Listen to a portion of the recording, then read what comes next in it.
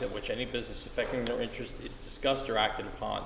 In accordance with the provisions of this Act, the Belvidere Board of Education has caused notice of this meeting by being published by having the time, date, and place thereof posted in Star Ledger Express Times and submitted to Town Clerk, Town of Belvidere, January 8th, 2018. Please rise for the flag salute. Pledge allegiance to the flag of the United States of America and to the republic for which it stands, one nation, under God, indivisible, with liberty and justice for all.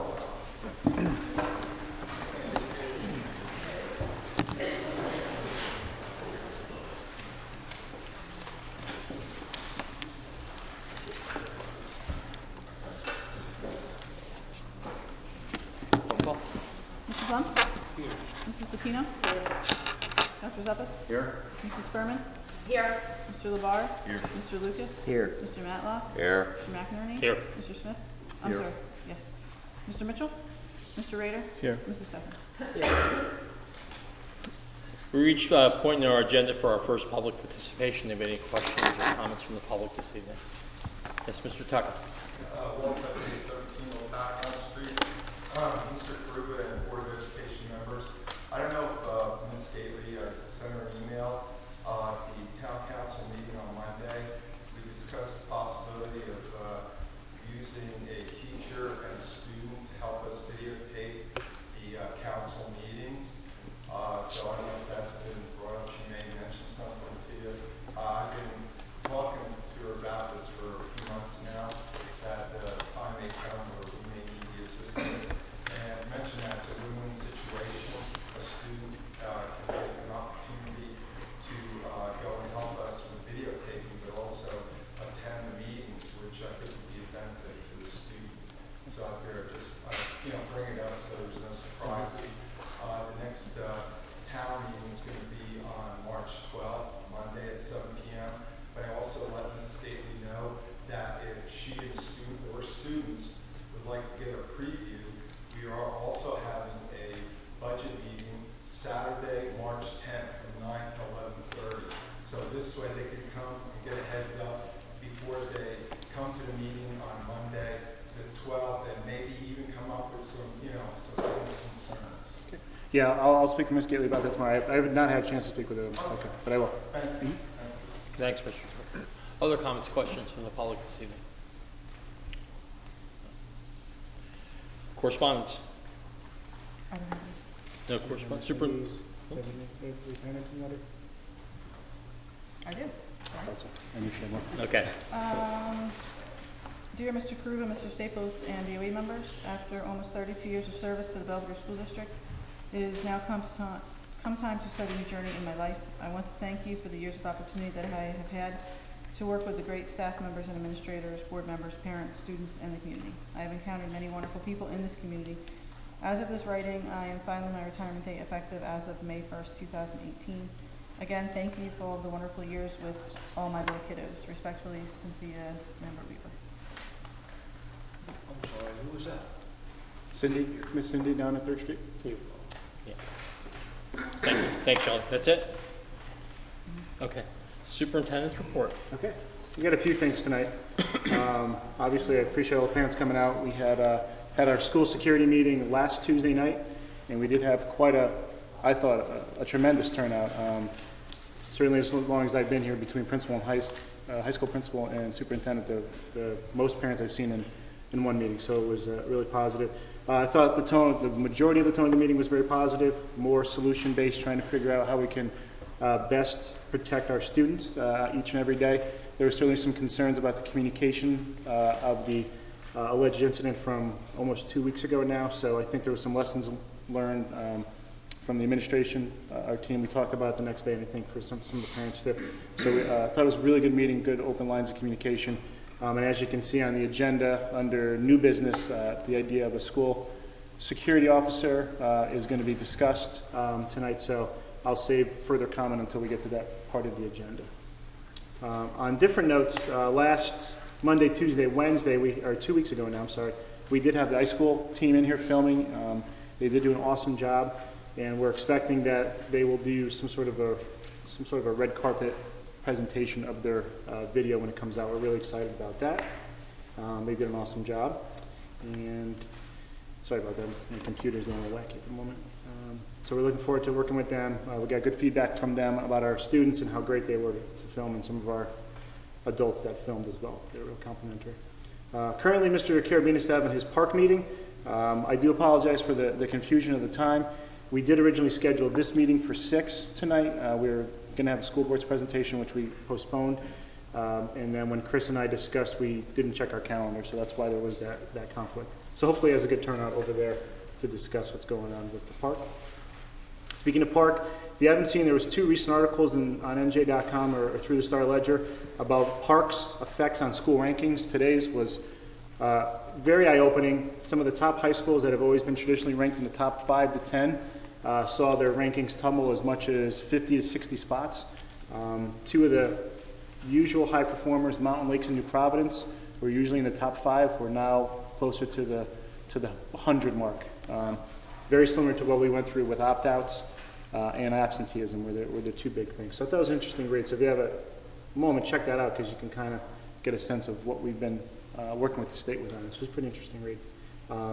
Westfield was on it as well, Miss Steffen, so I don't know if Maureen had mentioned that to you.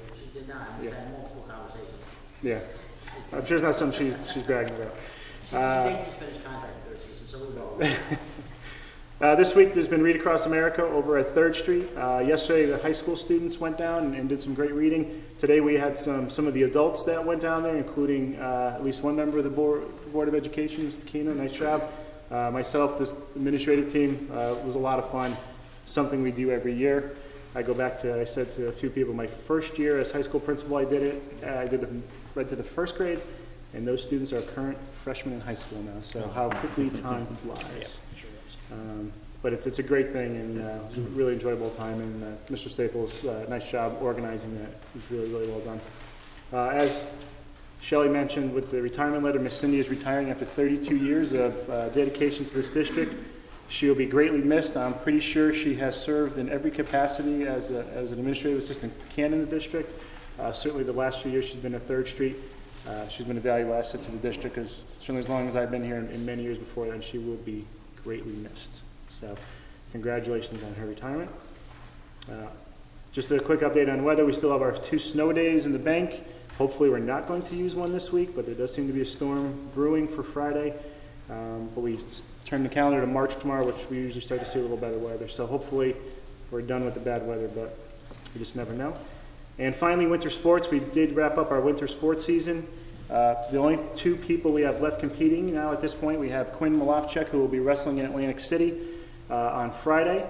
He's the one wrestler that made it to Atlantic City. And we have 1 swimmer, Emma Beanie, who will be swimming in the Tournament of Champions this weekend as well. So we wish them both the best of luck. And unfortunately, the rest of our teams lost in the playoffs this week. So the winter sports are over, and tomorrow spring sports do begin. So hopefully we'll get some more weather for them. And that's my report.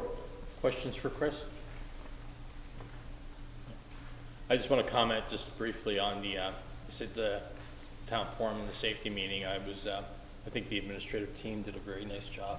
Not just yourself, Chris, but the principals, and the coordination with local law enforcement, with the prosecutor's office was good, because this takes a collaborative, this is a challenging issue, we all know it is, but that means it takes a collaborative effort. So thank you for organizing that.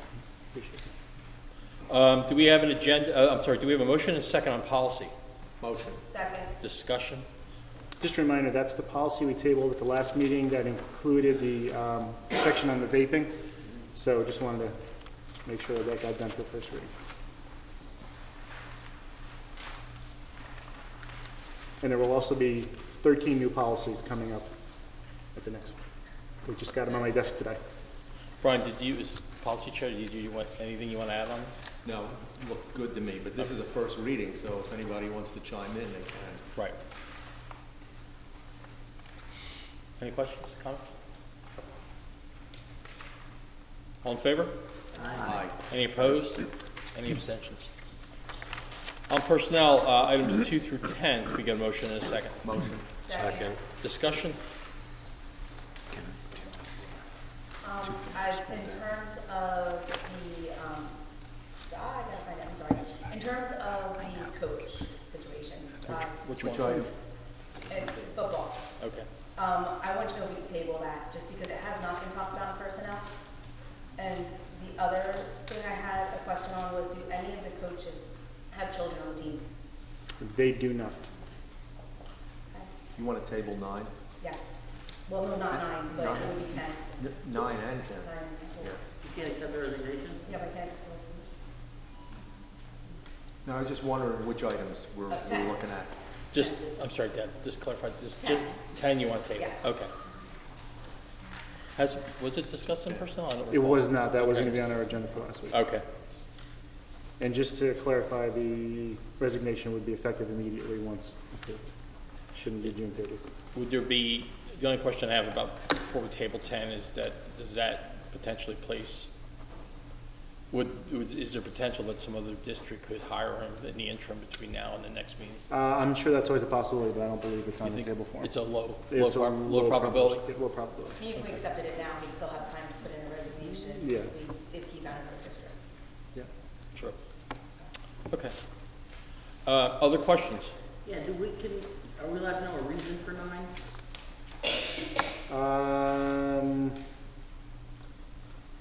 Can't remember exactly how he wrote his letter to pursue, he just wrote to pursue different opportunities. I think that's how his resignation letter wrote. And do we know what I was wondering why the salary, I know we're tabling 10, but the salary is TBD. Wouldn't it TBD, wouldn't it just be what it was? We're in negotiations for next year. Oh, contract. Yeah, contract, I think that's what I put in there. That's like that. I have a question on number 8, and Sure. I've noticed this obviously continuously. So we allow lateral movement on the guide mid-year. We don't make it always effective as of September. There's 2 days in the contract that is allowed to happen. It's contractual, yeah. Other questions? Yeah, I have one more.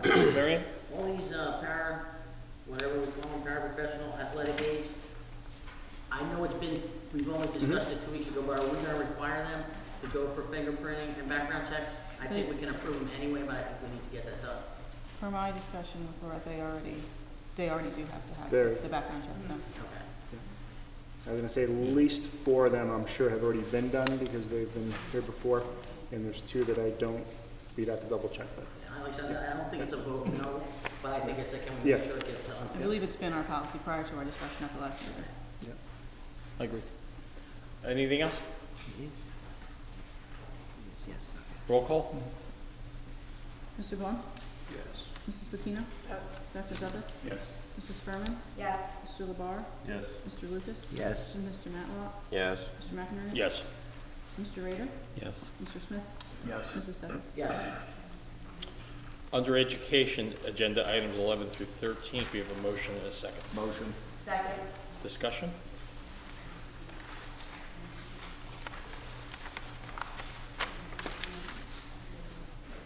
To answer your question, the anticipated question, Marianne, we're sending 2 people to the same, 1 regular, yeah, I know, right, 1 regular ed classroom, 1 special ed classroom. Thank you. I like to try to answer your question. Preemptively. Preemptive response. I was actually going to do it, we were only 2. 2's the cutoff? No, I know. Any other discussion or question, clarification on 11 through 13? All in favor? Aye. Any opposed? Any abstentions? I abstained just from 11, Beth. Under business, can we get a motion and a second on items 14 through 20? Motion. Second. Discussion?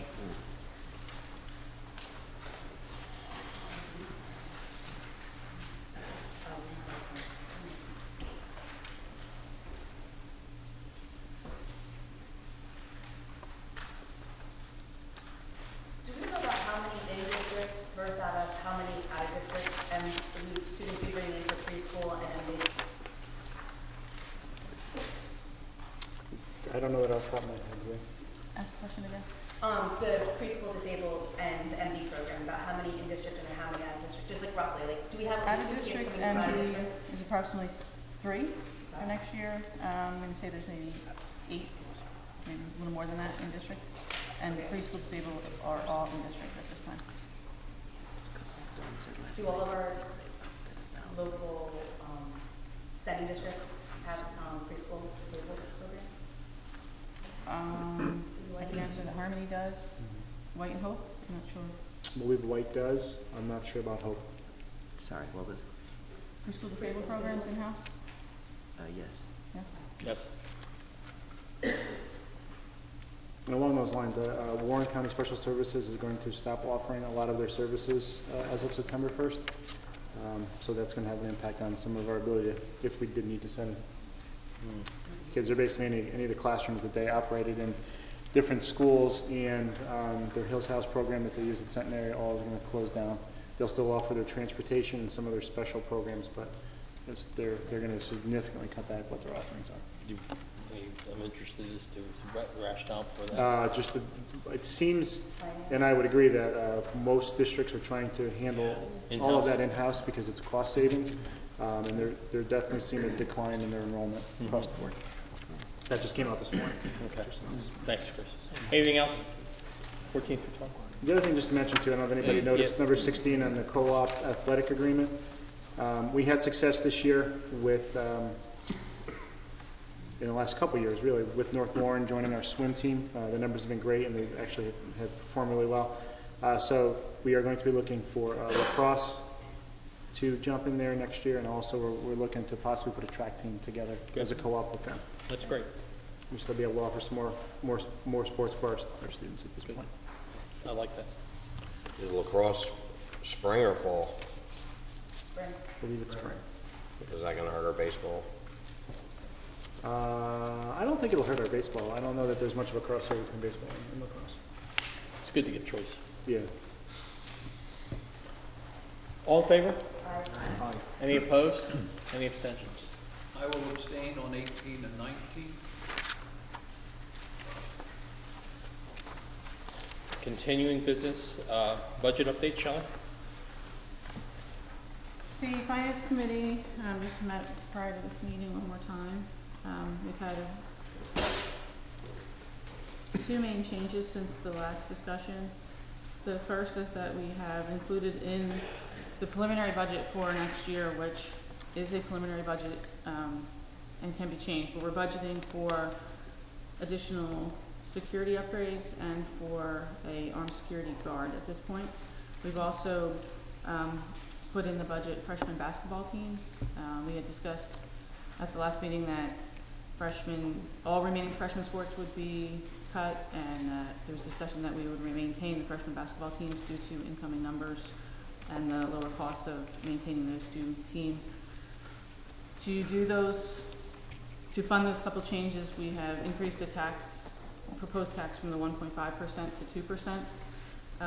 We've reduced some other spends, including adding additional maintenance reserve into the budget to fund the cost of those pieces. The biggest thing that we just talked about at the finance meeting, in addition to that, is that potentially as of this week, we'll be at 25 kids in our kindergarten. So we will need to look back at the budget for a potential split for that class.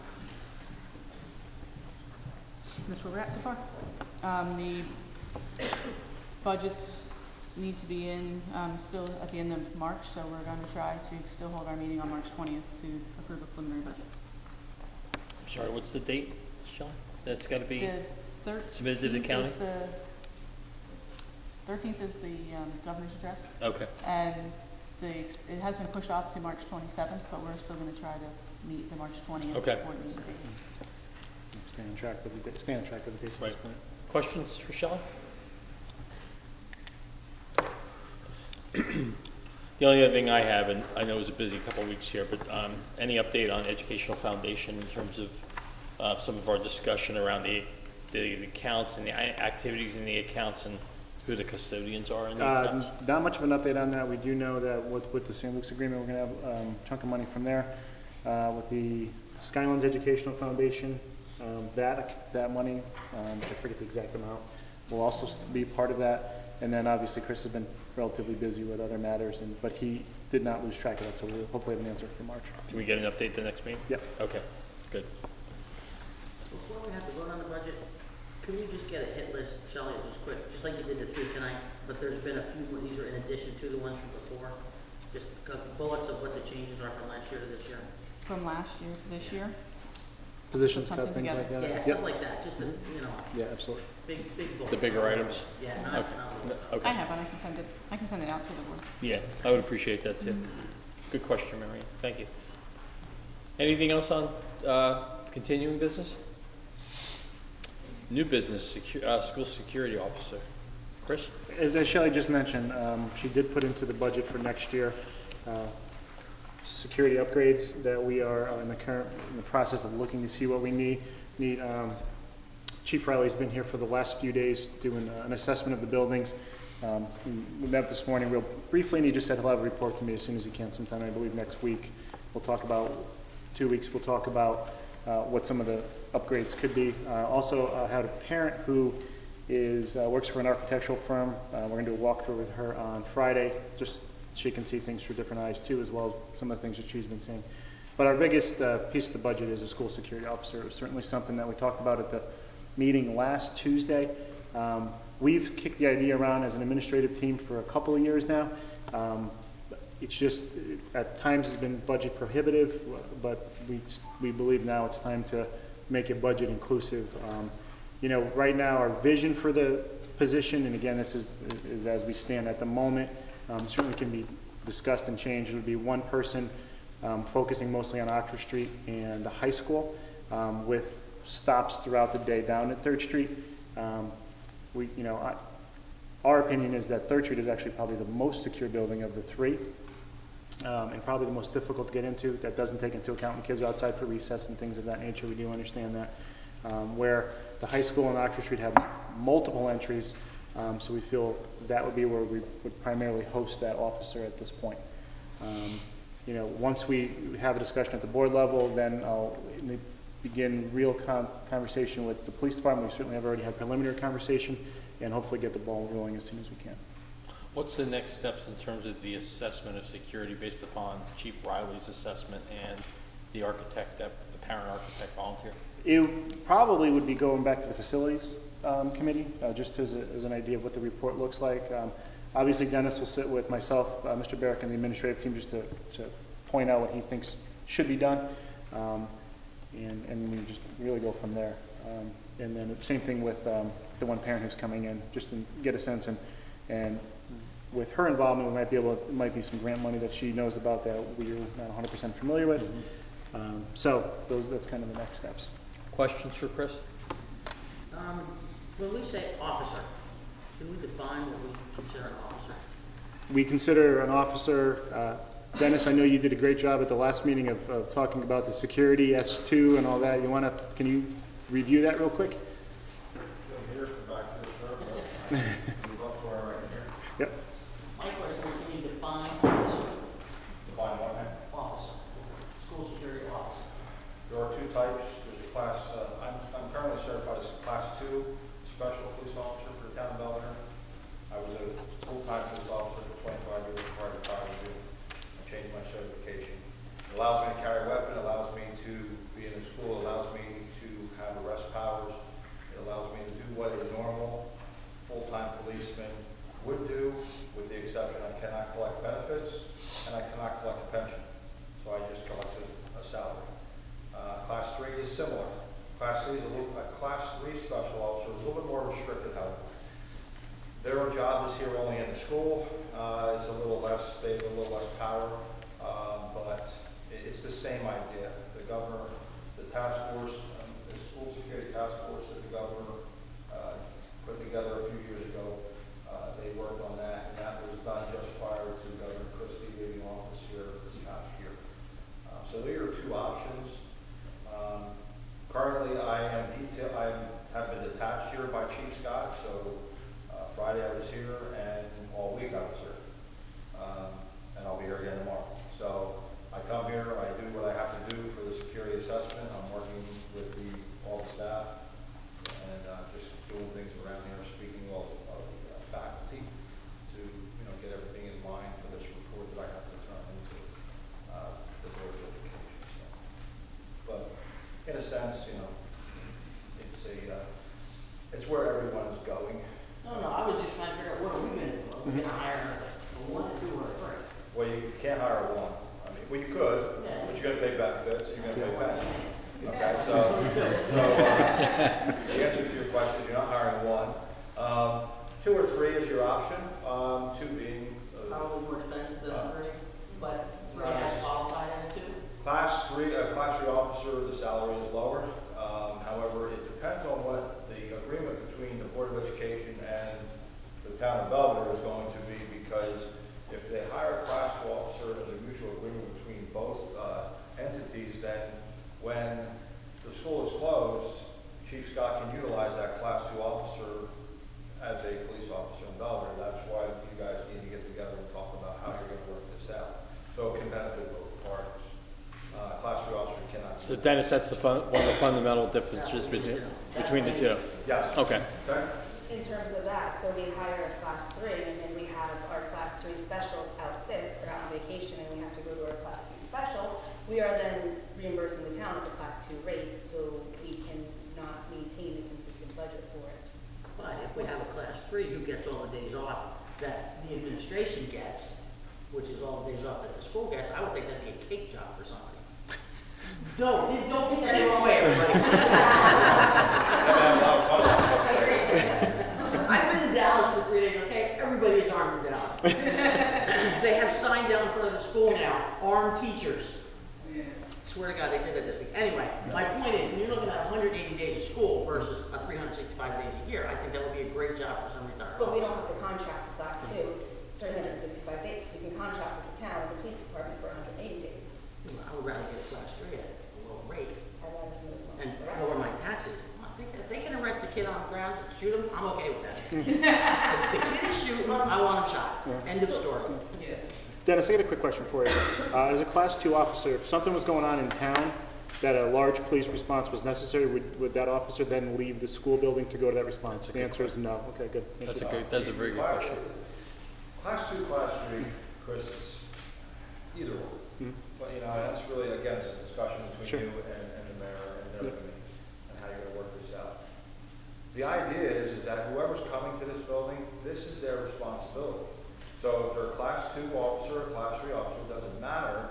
Their responsibility, as it has become mine as of Friday, where I was detailed, I was working at the municipal building with the chief on other matters. He said, put the other matters on the shelf. You need to go to school. Don't come out of school until I tell you to.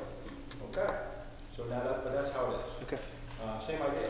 It's his primary responsibility is the safety and security of the children, your staff, and this structure.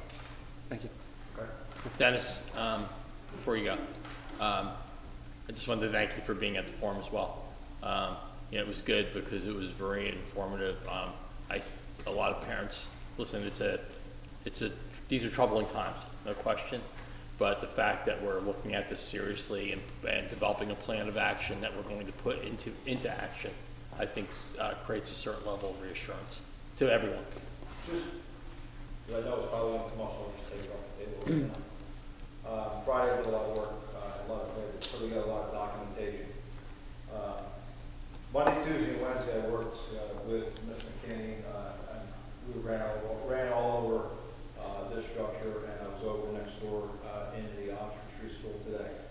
Rest assured, parents, there was a plan here, and the plan was just fine. We're polishing up a few things. We're looking more closely at different things based on the changing of the times. I was in this school 2 years ago to do an assessment. The assessment really hasn't changed that much. We did fix some things. We are looking at other things. We have to get some further discussion with the Board of Education as far as costs and fixing those things. But the overall foundation of what was going on here was here. All right, and but in a lot of work with the new administration, we're going to bring it right back to where it needs to be. All right, just a step higher. It was good. We're going to make it better and better and better. That's the goal that we have, and that's the goal that we're going to do from this point forward every year. So I looked at all their documentation Monday, Tuesday, Wednesday, and it's there, and everything was good. We just got about an eye across the T here or there, but it was your children are safe. They really are. Okay. Thanks. Questions? Can I speak as a member of the public right now? What's that? Can I just because I remember. We're going to go to public participation in just a moment. Before we do that, any questions from the board? Public participation. You want to? We have a. If you could just identify yourself too, please.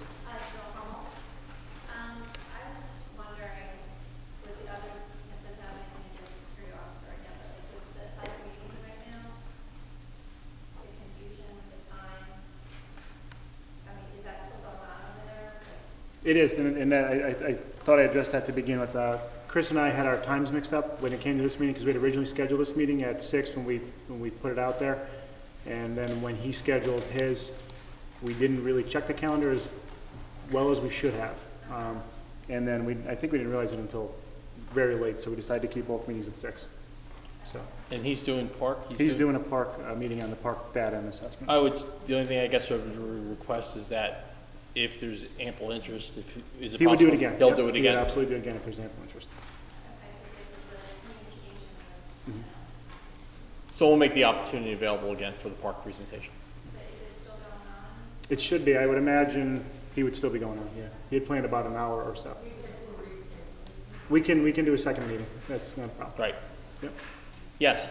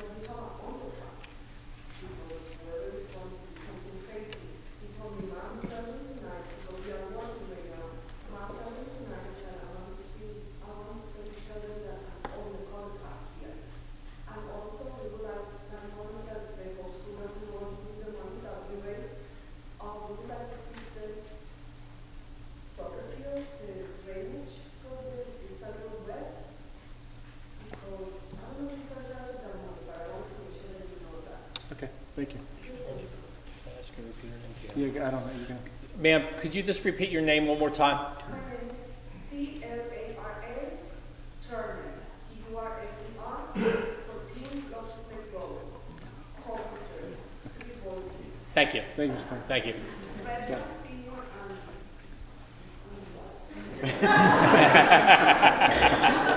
and Three boys will do that to you.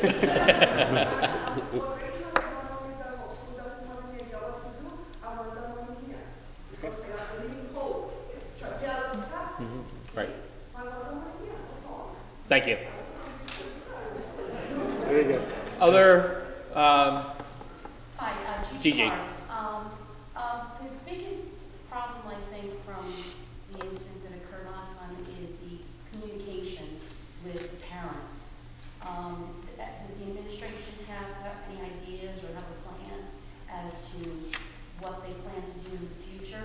There's no, I always don't know what's going on in school. There's no school calendars that I can just access on Google, meetings going on. I don't know anything. I would say that if Mr. Caravinis was here and you said that, his head might explode because he maintains that calendar very much on the website. So go to our main website. But we'll make sure that's done. On the school, like Oxford Street Mhm. school calendar. Yeah, that's one of his big How things. about then high school? High school too, Yeah. right? Yeah, I mean, that was one of Mr. Kirby's big pushes. And Mary Ann knows from previously, Right now, right now. previously on the board. I'll see if it's there, how good it is. Yeah. I have copies Yeah. of our calendar. Yeah. And is it okay if I speak now? Well, Gigi, are you done? Yeah. Okay. Yes, please. I brought this up before many times. Yep. And I want to just elaborate on them. First of all, I want to say, I come to a lot of board meetings, you guys know that. Mhm. And I also have three children who do not participate in park. So this was a big thing. Mhm. Now I'm not at the park meeting, so Yep. that's not doing nothing for the park area. But I think we covered the fact that we're going to be Yeah, we'll doing talk it. about it. Okay. And the thing is that the communication thing, that's my biggest issue with the school. As far as safety, I have tons of faith in you guys that you're gonna make this school safe. And my kids did come to school on Friday. I had no worry that anything was gonna happen. And with all this turnout here, I know that you guys aren't gonna let us down. So that I'm totally giving, you guys a lot of credit, and I know you'll take care of it. But, like I said, the communication lags majorly here. Now, I have a copy of 2 of our minutes from November and January that show in November, the 7th grade trip to Philadelphia, that's on March 14th, and April 11th, there's a 6th grade Ellis Island trip that was approved in November. Then we have our calendar. No. What we have on our calendar is a 2-hour delay, a board meeting, and spring break. That's what we have on our calendar. Mr. Kruger, I might be able to help this. I think the problem is the calendars that show up on the home pages for each of the schools, Mhm. they don't have anything on them. It's the activities calendars, what Mr. Carabinas works on. Okay. All right, because I have a calendar from another district for June. Look at their calendar from a different school district. It has everything from the district, the football parents club meeting, the respect day, 5th grade picnic, every single thing that there's going on during the month of June. And this calendar was sent out in September. So I understand sometimes things get approved later on throughout the year, so we have to add it, Brian. but we don't Brian. have anything. Okay. There is no communication. Our kids are not bringing home letters. You all have kids. How many school letters do you get home all the time, especially as they get older? It gets less and less and less. Absolutely. So you can't just go by handing out school letters and expect us to know about it. We need it on the website. We need it on the calendar. So what you're suggesting is that we have As a soon as you know. I'm sorry if I could just finish, I'm please? Okay. As opposed to having a calendar and an activity calendar, that we just have it all merged on one calendar. Yes, absolutely. Did- Can I speak real quick to that? Go ahead. In terms of not knowing about what's going on with our kids, I agree, our kids, especially the kids in the middle school, don't bring things home, don't communicate. What is fortunate is that there has been such a technology initiative in the district. I do get constant messages on Google Classroom. I get constant email and reminders from parents. I get Google Classroom, I get Classroom Dojo, I get, everything is sent to my phone, and crazy me, it goes right to my Fitbit. I know there's an alert, I glance at my phone while I'm at work. And whether it's a picture of my kid doing, Read Across America with Mr. Lazaro today, or it's your son has a test coming up in 2 days, I am getting those notifications. I agree that the two calendar events, the calendar of events and the school district calendar, together, some districts do it. It does sometimes make it easier, and sometimes it doesn't. It's preference, and I'd like them in one place, I agree. But I do think that in terms of the communication from the teachers, I cannot really complain, because I've had great I experiences. do. I get all those messages too. I get emails from Mrs. Gomez now that my daughter's having a test on Friday. I do get those kind of messages, but the big events. But I had to put in for time to take off for the 8th grade trip. I want to chaperone. Stokes, I always go for one of the days. I don't get to chaperone, but I do, try to go to one. I try to be a part of everything I can with the kids. But I work now, and I'm sure many parents here work. We have to put our time in. Right. We can't just say, oh, next week is the Stokes trip. I want to work on Thursday. I have to request that time. We'll evaluate that tomorrow. I mean, we'll get right on top of that. Yeah, we'll get on top of that tomorrow. The downside to putting, because there is no perfect solution, is is that the regular district calendar is going to be, there's going to be a lot on there. And some people don't like it that way because it's too much information as opposed to going to an activities calendar. But I'm going to leave it up to you, Chris, Yeah, to evaluate. we'll be on that tomorrow. We'll take a look at that. I think we should have one place where all the parents can get all the information. Absolutely. Because do we get our news from Twitter? Do we get it from well, I mean, it's like everywhere. The main school event should be on the bigger ones, all meetings with administration, that kind of thing. If there's going to be a parent forum, that should be on the main Yeah. calendar for We'll meet as an administrative team, and and we we should know will. where it is. Yeah, Because I didn't know there was an activities calendar Yeah. and a board ed calendar, and just too many calendars. Well, it's just- We'll meet as an administrative team. We'll streamline it. Okay. Yeah, because I think most parents, I would prefer more information than less. Yes. If they give me 40 robocalls a week, I don't care. I want to know what's going on. Yeah, okay. So we're not arguing that point, Jean. Other comments, questions, all the way in the back? Could you identify yourself, please? Who's that? Okay. Correct.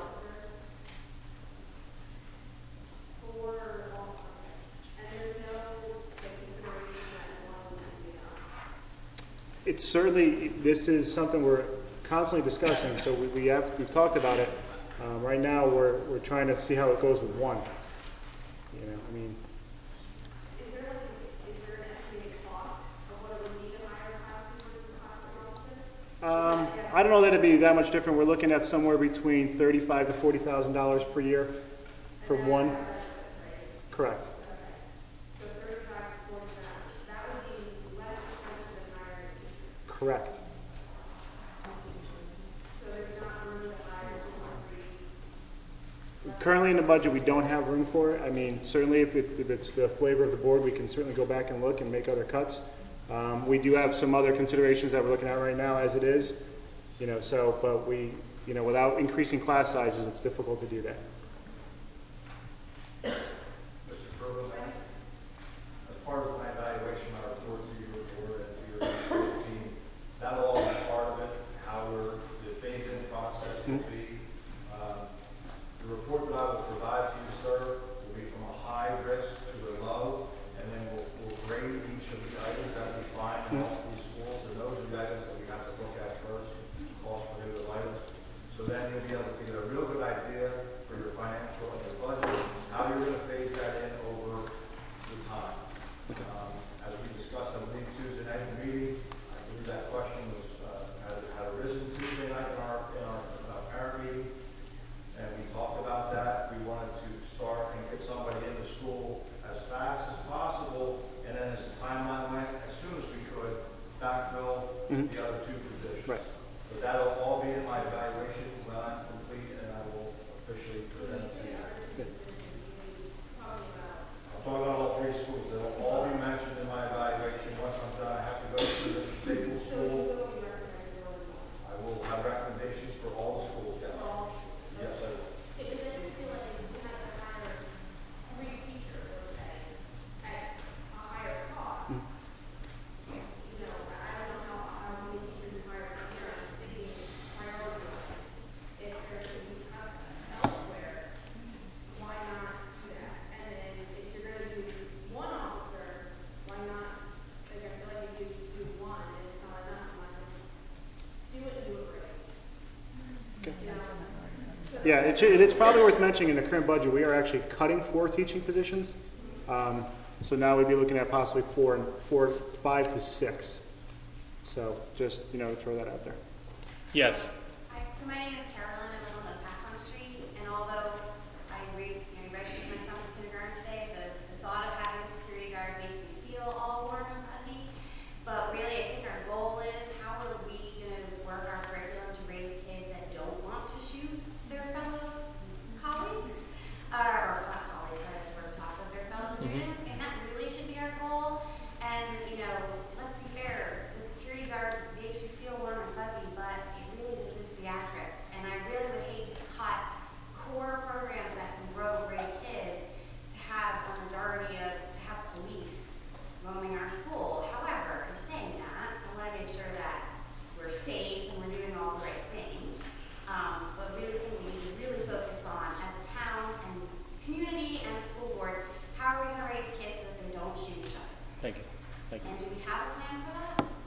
do we have a plan for? Is it in our curriculum? Are you looking into how we can do it better? Services that I can bring the community in and work together? Right, I mean, without being facetious, I don't know that we have specifically how not to shoot each other. But obviously character education is a big piece of all of this, and it's something we are currently reviewing to make sure that it's taught all across the board, but specifically in the younger grades. You know, I think that's really the place we need to start that, make sure we do it well. We do it, I don't know that we do it particularly well. Yes, ma'am. So it is up to you. My name is Anna Christopher, and I live in White Township. And I think our first line of defense for our students are the parents, the grandparents. We're the ones that pick the kids up from school. We hear them in the back seat. Let's turn the radio off and listen to them. You're going to learn more from them than you're going to learn anyplace else.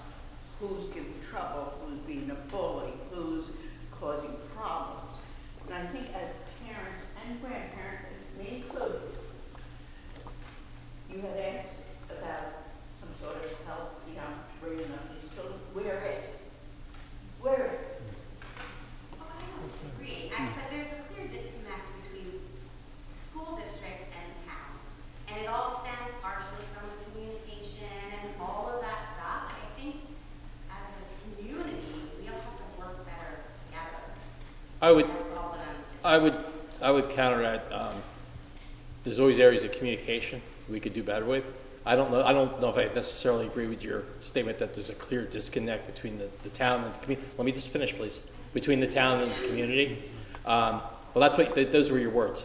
So I think we work hard, and it's unfortunate that it takes an incident like last week to get more engagement in the community. I'm glad that there are a lot of people here tonight. I was glad that there are a lot of people here a week and a half ago. But it does. Belvidere is a safe community, but there are a lot of safe communities throughout the country, and we don't take anything for granted. And I think, as Chief Riley said too, that in terms of there's a lot of things we do around, for example, around security. There are things we can dial in to do better. What I will tell you is that we spend a lot of time. We talk about security and school safety at practically every board meeting. Now, most of you aren't here for every board meeting, but I can tell you in committee meetings and in board meetings, it is a frequent topic of discussion. And on the communication piece, I think we've acknowledged that there were things we could have done better, and I think, Chris, you've acknowledged that too. And we can't go back, but moving forward, I think we're going to just need to make a better effort around communication. I agree. Yes.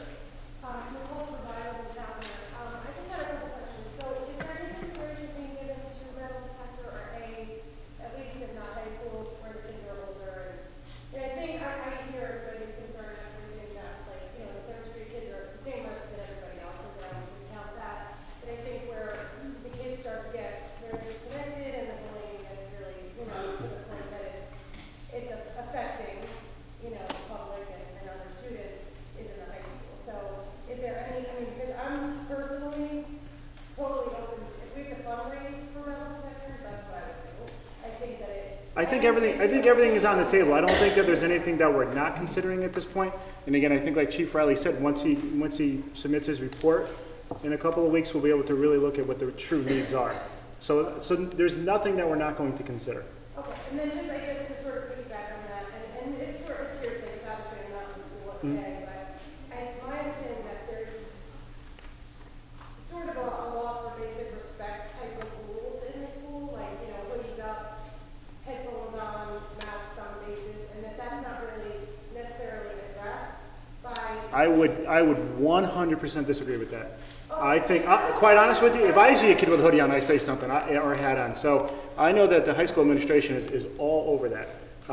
If there's classroom teachers that don't do it, we would love to hear about it so we can make sure it's enforced. But in the halls, we are on it. So. I just heard of like a couple of kids specifically that wear their beats in the halls constantly and actually like a face covering on, like the motorcycle, their bandana everywhere. And I just think that, just from a basic, when I went to school, hats off, hoodies down, basic respect. Sure, absolutely. And I just think that if they're not held, just basically, if we're just not held to some sort of basic standard, dress code, whatever you want to call it,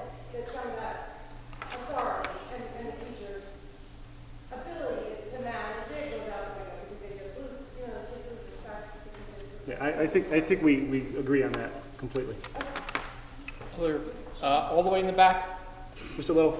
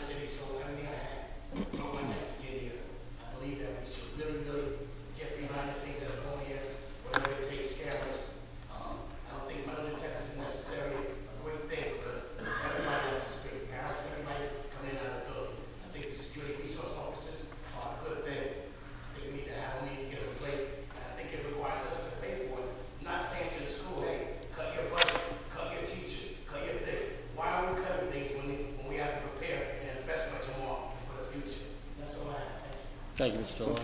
Other no, I'll get to you in a second. Wait, Gigi, Deb, I think, is a member of the public. I'm going to speak as a member of the public, 608 3rd Street, Deborah Furman.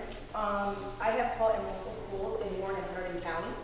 I have taught everything from general education to students with social emotional behaviorally disturbed or disabilities. I have worked with multiple police departments and security guards in multiple districts.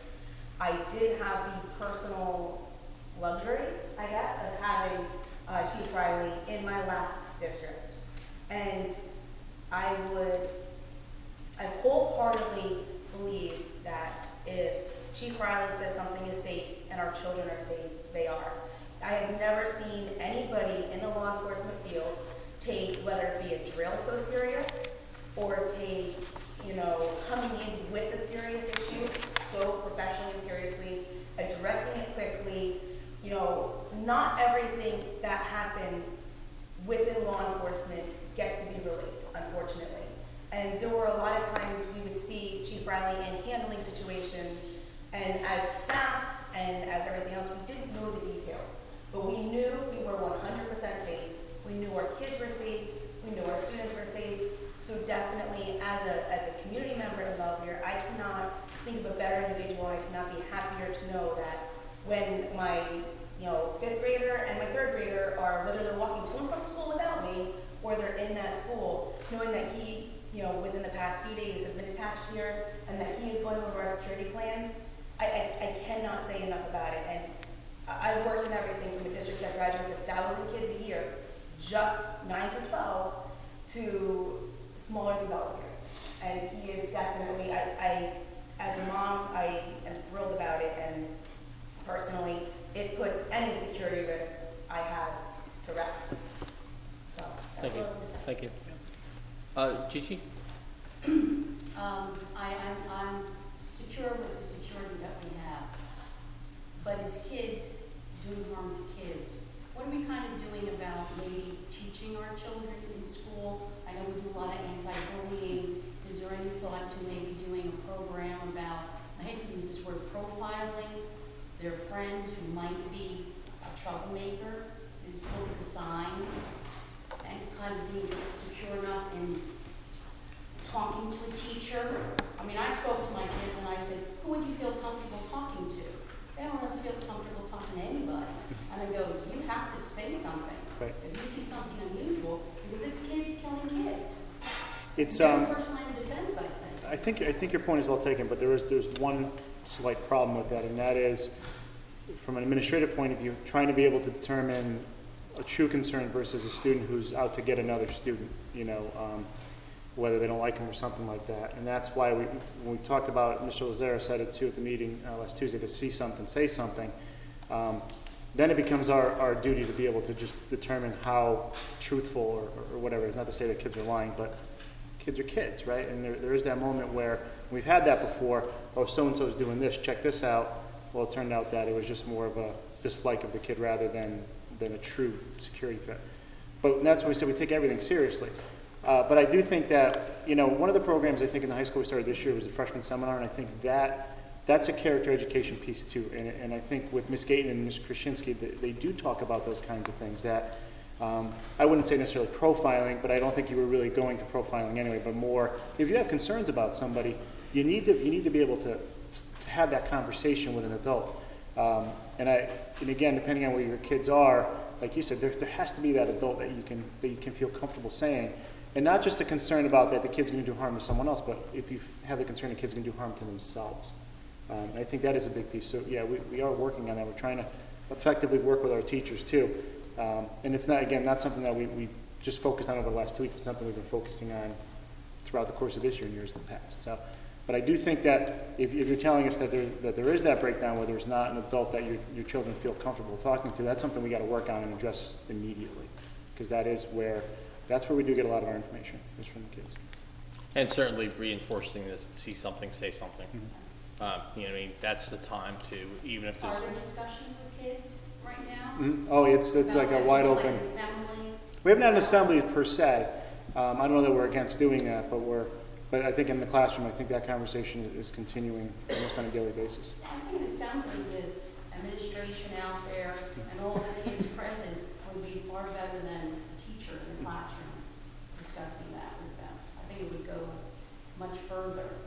Okay, we can talk about that. We're always looking for different assemblies to have, and we have had some this year. I have personally been into every freshman seminar class and speak to all of our students, and that's one of the things that I try to impress upon them, is that you have to have someone in the building that you trust, whether it's just even a friend that can go to an adult and say what's going on. We do those things. I would say that Ms. Gayton, Ms. Krasinski, and Mr. Phillips, they do a wonderful job in the freshman seminar, and that was really one of the ideas we had behind freshman seminar, was when they come, there's a lot of stuff to learn, there's a lot of stuff to know, there's a lot of stuff to know about high school and become comfortable with and figure out. We're figuring a lot of things out. So that was one of our intentions, was with freshman seminar, get them more confident, get them. Now, my daughter is going into high school. What is freshman seminar? Okay, so freshman seminar is a requirement for every freshman.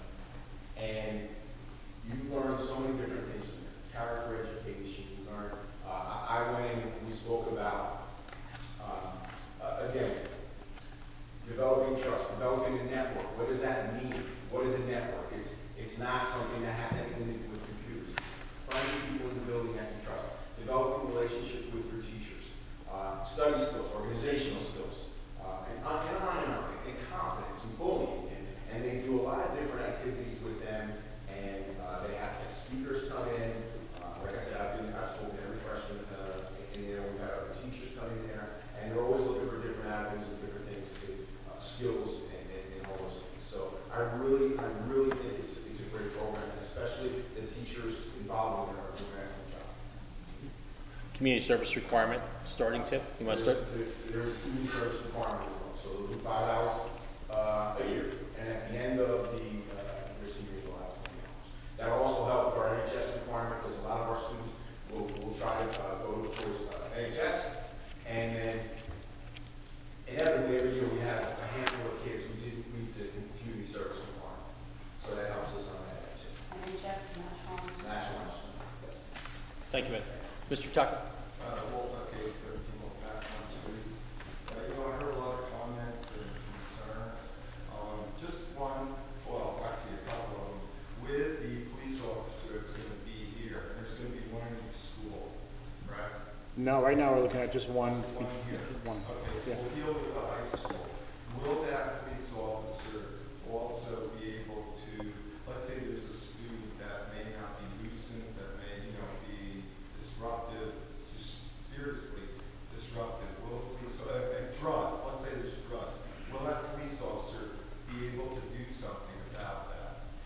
I mean, I think we would still follow our standard operation, which, you know, having the student taken out for students under the influence, we're going to have the nurse evaluate the student and then have the student taken out for a drug test.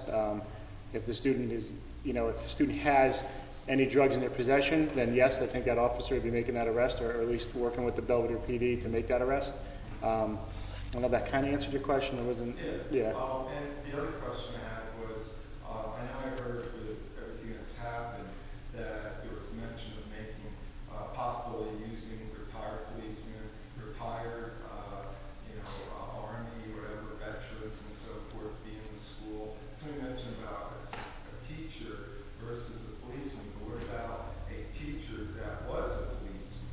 This way you get some, and have a concealed weapon on their person. I mean, is that a consideration or not? I think, you know, from my point of view, and this is certainly just my opinion, I'm much more comfortable with a retired police officer that is, I think, out in the open. Like if the way Chief Riley is dressed, I think is appropriate for that kind of a job, so the kids recognize. I have a hard time getting back in this. Just answer Mr. Tucker's question. If there was a teacher who used to be in law enforcement, there's a certain timeline that you have to follow to change your certification after you're out of law enforcement for 3 years. You can't change your certification. Your certification now becomes something on the shelf. So, depending on, for us retired officers, I've already switched my certification by waiting beyond those 3 years. I couldn't hold a position as a Class 2 or Class 3 special any longer. So there is a timeline there. So I hope that answers your question about the teachers. And here's what I'm driving at.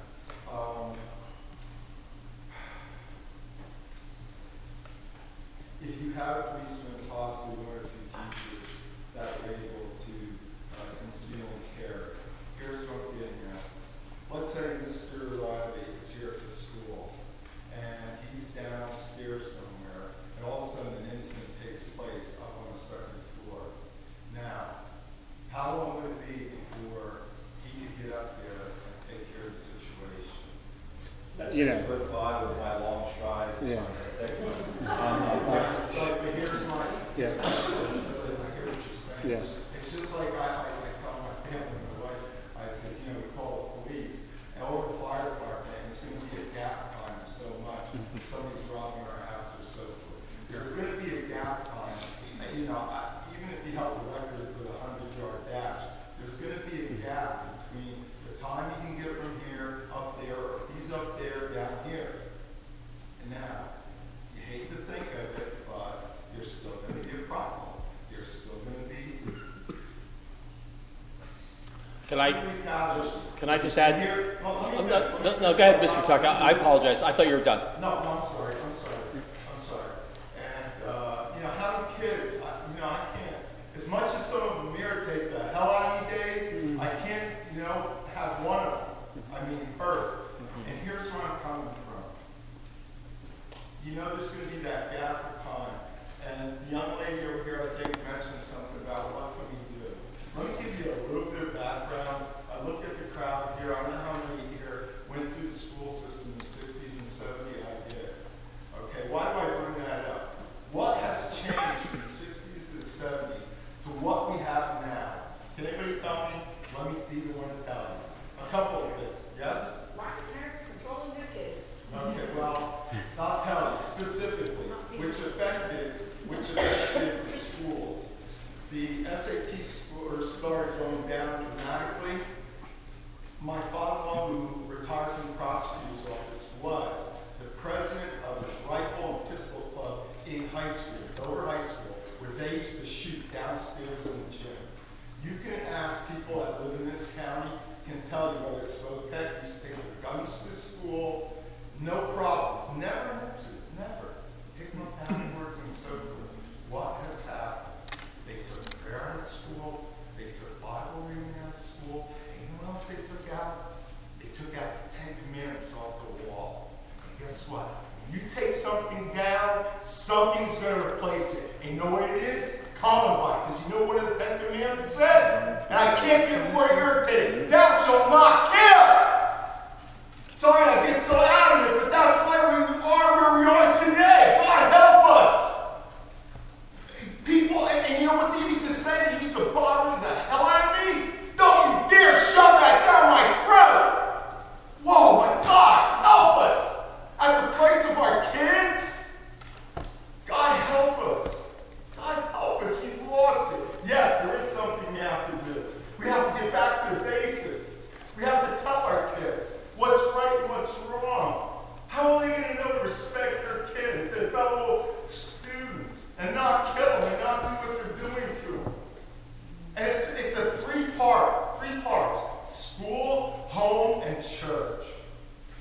Thank you, Mr. I Pimpin. apologize. That's for the okay. That's all right. It's just that there are other people who want to comment too, so, yes, ma'am.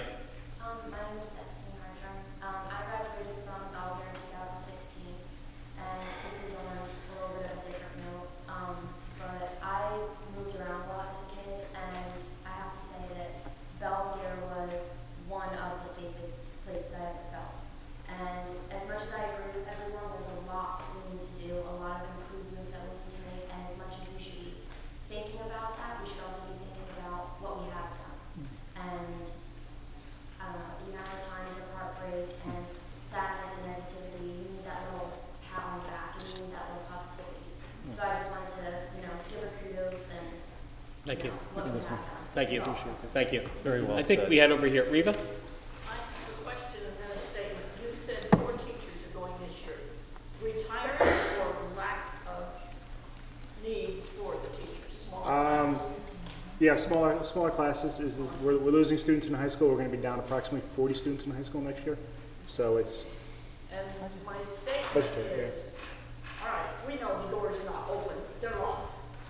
My kids graduated years ago. I have 2 grandsons that are juniors. They have parents to take care of them. I could call this school tomorrow, and there's not one teacher or one administrator in this school that wouldn't meet with me. Pick up the phone, communicate with them.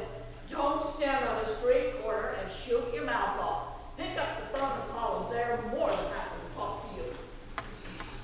Thank you, Reva. thanks, Rita. Was there somebody in the back? Was there something else? I thought I saw one more hand. Maybe they left. Deb, did you have anything? You're good? No, You're good? Okay, I just want to make sure you're good. Convey that. To the board, anybody else on the board? Just a couple of things. The personnel cuts, when we discussed it, were kind of sold as being personnel cuts, but the educational services will not be cut. Correct. Okay, I think that's important.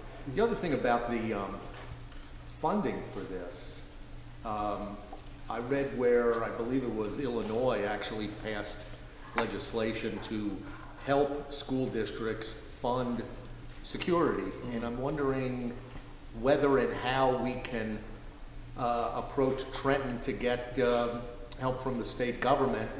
I think that's an excellent idea, and perhaps contact maybe what I could do, I'll draft a resolution for the board and bring it to the next meeting, if the board's in favor of that, and then that resolution could go to our representatives in Trenton, and I'm sure other districts, just like tonight's meeting, there are districts throughout. Whether I forget how many, was it 500?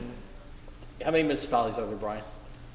564. And I know there are more school districts than there are municipalities in New Jersey. 614 or something is the number. It's 612 or 614. The majority of those districts are struggling with the same exact issues that we're struggling with here tonight. And the one thing I will say, and I said it before, is that I think we are very committed to continuing to look at security issues. I appreciate what you've done, Chief Riley, what the architect, our volunteer is doing, Chris, and we're going to continue to stay on this. That's all we can do is, make our plan and then work our plan, and that's what we need to do, as a district and with administration. Yes, ma'am.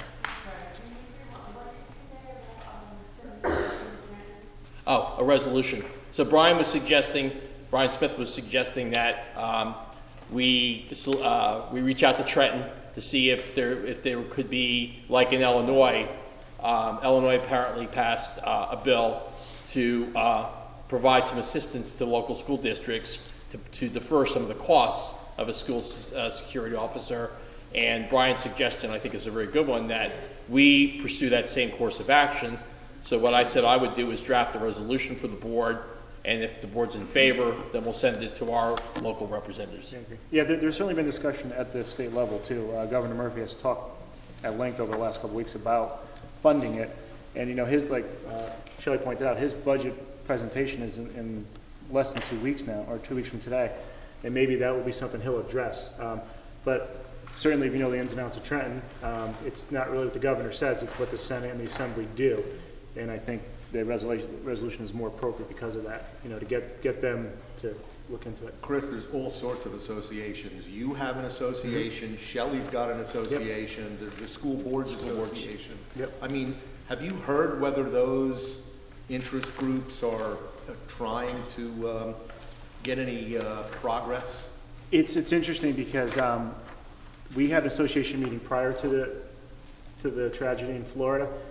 We actually had one Friday. I'm sure it'll be a topic, and I'm sure that our association will be taking a stand and will be lobbying the politicians that they work with closely for funding for this. I'd be surprised if the answer to that was no. I would expect that they'll be doing that. And I also expect that the state and the governor specifically will be looking to help districts out. Can I, real quick, and I'm not trying to change the topic, I just want to clarify something Brian said, so there's no confusion moving forward. It was about the reduction of staff. With us having 40 or fewer students, not having services, with the reduction of staff, that's a reduction in our tuition money and state money. So although there's a reduction in staff, it's not a reduction in staff that's giving us more money with more positions. Our budget is actually smaller this year moving forward because we have fewer students coming in from our sending districts, and because our numbers are lower, our budget is forced to be lower. So I just wanted to clarify that. I don't want everybody to think, oh, we're letting, we're going to have 4 less teachers, so we're going to have all that money in benefits. We don't have that money. That would be there because we don't have it coming in. And our budget hearing, just to stay on that point, is March 20th, correct? Shelley, is that what you said? The budget hearings in April. It's the April meeting. Oh, okay, so we adopt and then we, I'm adopt sorry. the preliminary. So we adopt the budget March 20th preliminary, and then we'll have a budget hearing in April. Correct. Yep. Yes, sir, you haven't had a chance to speak. Yeah, I'm Doug Nye from Bow. I'm a little concerned, as far as the numbers. And my question is, if you've gone even further into the schools to find out what numbers are coming other than next year's class, to see, to project ahead what needs to be cut, because I'm concerned about teachers getting cut, what is getting cut, sports, and how it's going to affect everyone that's coming in. So I think there needs to be some long-range planning, forecasting, because it's having an impact. It's having a great impact if you're letting go 4 people, and that's concerning to me. To answer your question, the answer is yes. In fact, one of the board members, by chance, had asked that question, so it got me looking at those numbers all the way down to the pre-K at the moment, and really starting to project out what those numbers could look like. So the answer is yes, we are taking a look at that. That's a better presentation after we get through this budget cycle to really start to talk about what that future looks like, but it's not being ignored. I have been taking a look at that. And I'm just wondering whether you can go even a step further and look at, see where those kids are going. If they're not coming here, why aren't they coming here? Right. Why are they going to Notre Dame? Why are they going to Warren Tech? I think those questions are important questions to ask. Sure. Especially of the parents and the students. What do you have to offer here that is not over there? Or vice versa. What is over there that you could bring into here to get more children in here? Because you're kind of in a sales job in a way too. Because you are selling education. Right. So you got to look at that. I think that's very important going forward, and it is concerning because this last year's freshman class, you were down 30 students. No, so this incoming will be down almost 40. This year we're pretty consistent with last year. Down 30 students as well. From I think it's. I think that number's kind of a little bit misleading because it's not that we're losing all those kids. I'm not saying there was less. There's less kids here. Yeah. It's 30's high though. 30's a high number for that. I don't think it was quite 30. That's the freshman class, but it's not the combined of all 4 grades. Yeah, it's not the combined of all 4 grades. And I completely hear what you're saying. I think we've heard what you say as far as administrative staff is concerned. And one of the big things we did this year was we revamped totally revamped our 8th grade visitation day because we didn't feel that it was really coming across with everything we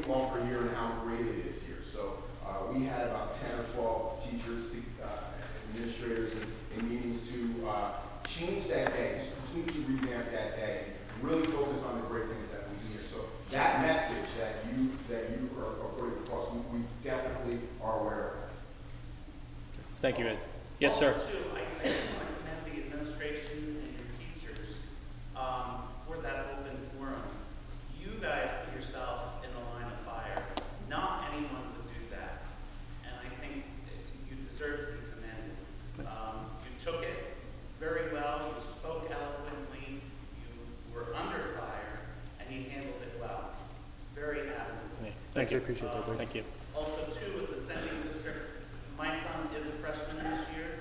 I also have to tell you, everyone that I've spoken to, guidance, even the ladies up front, always a smile, very friendly. So you guys are doing a great job. Thank you. Thank you. Thanks for saying. Yes.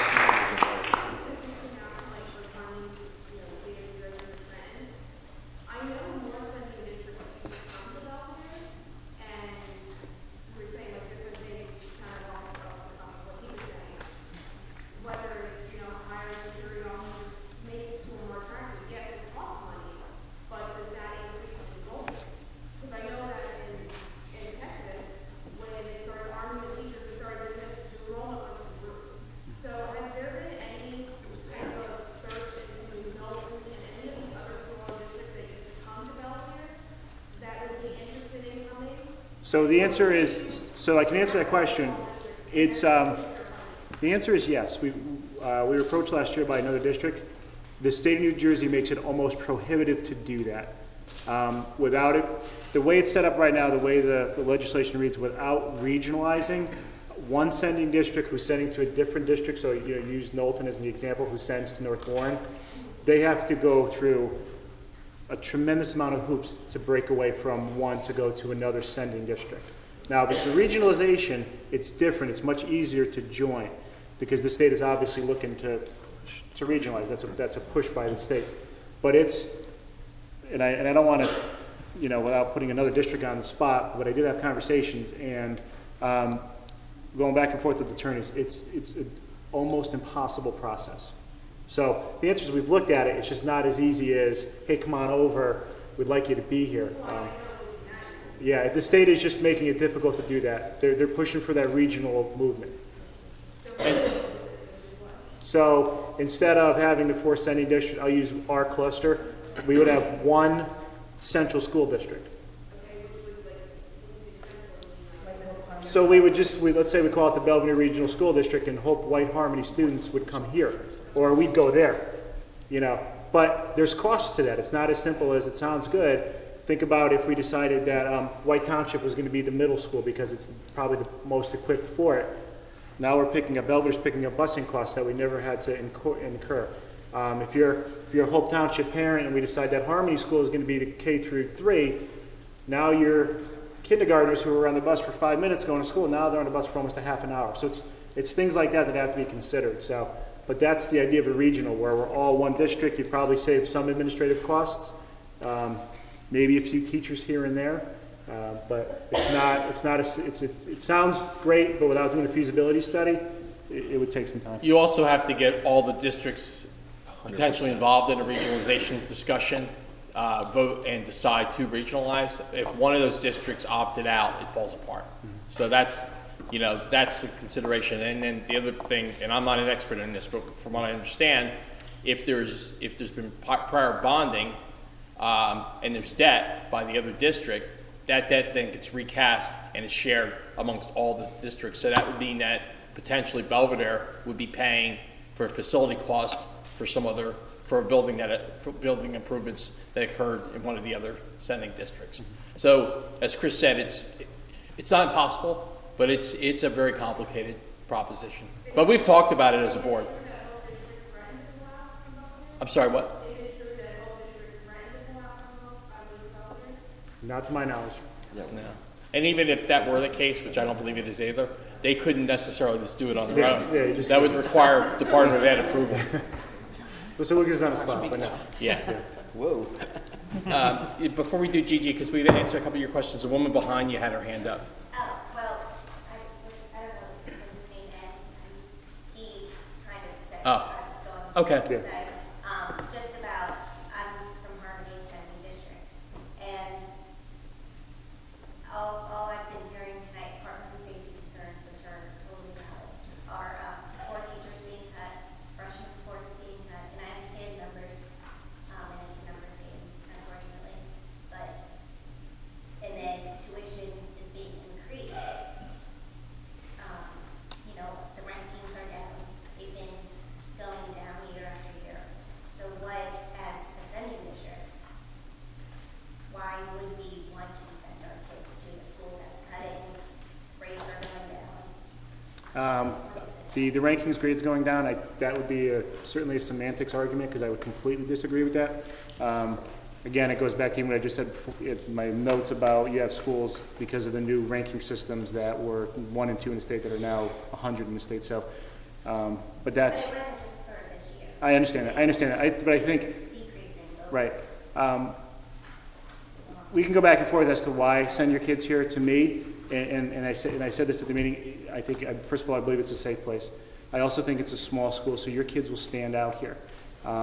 You know, listen, you're Harmony parents, so the draw is always Phillipsburg, the Newcastle on the school. You're a number there. You're one of 400 in the class. And I'm sure most of the kids can do well there, but I don't think you have the opportunities that you have here.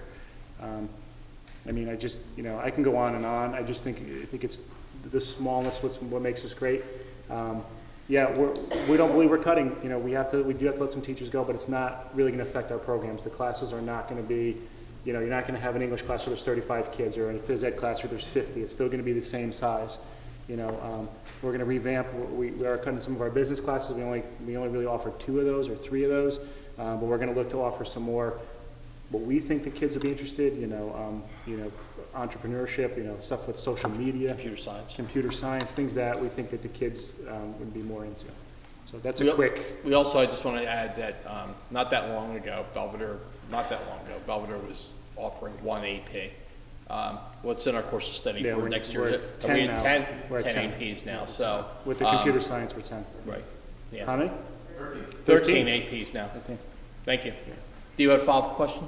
Yeah, and just with the freshman sports, are you considering maybe doing intramurals?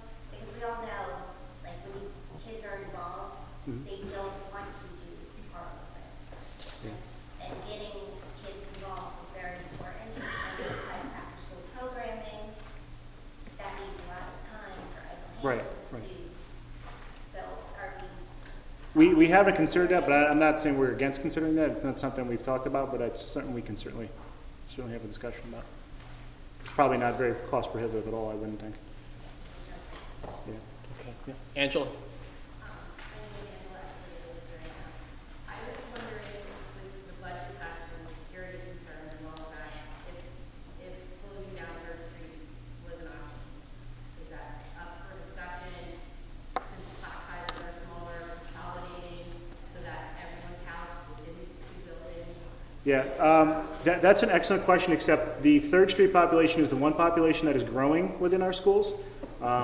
It's actually, I think right now, when I first started, the numbers were in the low 90s, and we're over 110, which I know doesn't sound like, a great deal, but, this year alone, we probably added 10 to 12 students within the school. But I know the middle school population has decreased a lot, so. Yeah, currently, as we currently sit, we cannot house all of 3rd Street within Oxford Street.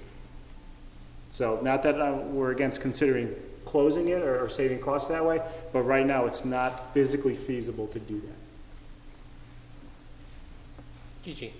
Is there someone on the staff who's talking about the numbers dropping, who could almost aggressively go after the sending districts and parents to send their kids to the high school? Because just addressing the 8th grade students, the students really don't, in all honesty, make the choice of where they're going. Parents do. And in my experience, yes, I went to the parent orientation, but are other parents addressed the same way? I mean, they talked a lot about the social things. We didn't really talk about academics. It really wasn't a selling idea. Is there someone that the school could kind of promote, go to the schools, have he's standing back there. Yeah. Yeah, he's standing over there. If you want to sell the school and get get Yeah. the numbers up, you gotta sell the school, and you're really not selling the school. You know, it's interesting, and I think Sean will remember this. As when I was high school principal, so going back a long time ago now, one of the charges I had from the board was to do a parent survey of the parents that chose not to come to Belvidere. I think I asked for it. Yeah, I'm trying not to throw you under the bus here. That's okay. And at that point, we identified somewhere around 50 parents, just 9 to 12 at that point. The only way I can contact them at that point was through mail. Did a survey, spent a lot of time on it, refined it, and I got 0 responses. So I think that's something we can look into doing again to talk to those parents. They're under no obligation to communicate back to us, is what I found in a frustrating way. But I think that's something we should talk about, is not just targeting 8th graders, but going 6th, 7th, 8th grade. Because I agree. Working over in Harmony, I see that more and more, that I think a lot of times by the kids get to the 8th grade, that they have made up their mind if they want to go to VOTEC, or if they're going to go to, Notre Dame, or Bethlehem Catholic, one of those schools. So I think it's a good point. Have we ever used SurveyMonkey here? We have for certain things. So maybe, that might be the difference, because that was a while back. It was probably, I think it was paper and pencil. It was paper and pencil. And we may get a better response now with SurveyMonkey to do something like that. I'll be happy to give Ms. Ozera another task to do. I'm all in favor? I think it's a good point, though. Very good. Question though, is it that the students are choosing to go other places in greater numbers than they have in the past? No, it's not. It's probably about the same. Or is it that the reduction in classes, so there isn't a bigger pool to pick from? So you're looking on a percentage basis? Yeah, it's probably more that there's just less kids within the 4 districts. So there's nobody that we can really, other than the few that choose to go Sure. to VOTEC or something else. I think percentage-wise, the same number of kids are going to VOTEC, The parents didn't have the kids. or they're moving. The demographics show most people moving back towards the city now. I'd ask Tad and everybody over there, are your districts, are your 8 class, 3 classes getting smaller? The population since I started at White Township has decreased by almost half. So, it's not necessarily going elsewhere for better services, it's that there's less students. Like I went to White Township, we had a huge class, and now there's one 8th grade class. The baby boomers who had children, most of those kids are out of high school by now. Yeah. Other comments from the public? Marianne, I'm sorry, Kathy? Is it cycle? You're in a low population point now, but your lower grades are starting to pick up. When I bought a house in town, I was one of the kids, not kids anymore. I should be moving out, so some people with kids move into my house. But I think that's the way it's in a town of senior citizens when we bought, and that we've cycled through. Right. Both of my kids were in very large classes. Yeah, I think it's definitely cyclical, and we talk. That's one of the things we do talk about our superintendent's meeting, because it's not just necessarily Belvidere that's having a problem. It's certainly county-wide where there's a decrease. And what we hear is, the majority of the people who move this way post 9/11, for obvious reasons, are now moving back towards the city. And you even just think about, bigger businesses like Amazon is the big one right now. If they plop down a plant in Newark or even New York City, those areas, Essex, Morris, Union County, are going to see a huge increase where we may not see that still. So I think that's, where, and I think a lot of those townships have those tax breaks to come back that way for bigger business, and I think that's where a lot of it's going as well. Any other questions? Marion, did you? One more thing. Go ahead, Marion. Public participation is part of it. I want to circle back to communications, because this has always been a pet peeve of mine, and lack thereof. I would really like us, as a board, to task the administration with coming up with a real communications plan. Who do you need to communicate with? Citizens, teachers, students, board. How exactly are we going to communicate with all of those sectors? What resources are we going to use? And not to pick on Chris Carabina, but his calendar in here does not have his meeting on it. Okay? I'm not throwing Chris on the bus, but I'm saying these are the kind of things, as a public, we're all trying to deal with. I got to tell you guys, as a board member, I kind of know less about the calendar than you do. Okay? So don't feel bad. So yeah. You're just back on the board, though, so don't make us like you've been on the board for 100 years. I just want to point that out. She also took my seat. It was my seat before you took it. I took it back. I didn't give it. American, Native American. But yeah, I would like a report if we could task these things. I want to see it in black and white. These are our options. These are our resources. Got it. I'm sure that's going to be part of this conversation with Chief Riley to communication. And also when when we do meet with school boards again. Like, that would be right for that discussion. Yep. too. Yep. Anything else this evening? I just want to thank you all for turning out. It's really good to see this much community engagement between the district, what's going on here, the board, and folks either in Belvidere or from the sending districts. It's your children, right? So thank you all for turning out tonight. And do we have a motion to adjourn? Motion. Second. Thank you all. We do not. No. That crazy for an executive session. It was a mess. I thought I was going to be trading pens. You're not really I can't even do it right up there. There's special language. Everybody is yes. using your microphone. Yeah, you just ruined my signature. Yeah, can you tell? Yeah, I was curious what your status is. Yeah, what I'll do is draft it and ask you to share it.